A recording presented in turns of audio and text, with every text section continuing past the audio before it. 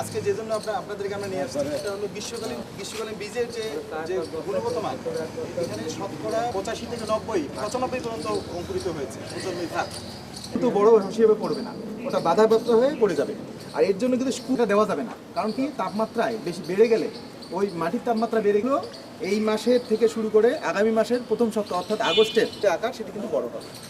আপনারা দেখতেছেন চারা তৈরি করে নিতে কয়দিনের ফসল এটি 3 মাস বড় হয়ে গেছে। আর যেটা রোপণ করলাম চারা তুলে সেটা হইল না। ওনার কথাটাকে অন্য জায়গায় সেটা বড় হয় নাই, তো যেটা উনি মূল লাগাইছিল সেটা কিন্তু অনেক বড়, কিন্তু অন্যরা আবার কি করবে, আগ্রহী হবে এবং আমাদের এখানকার ভালোভাবে গিয়ে এটাকে এখন কি করবেন, আগে বীজতলা বানাই পেছনটা টাঙিয়ে রাখতে হবে, ওখানে ঢুকে যাবে।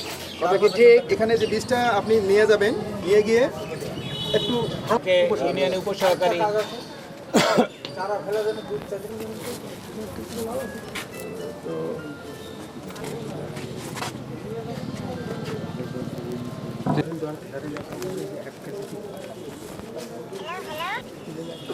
ঠিক আছে।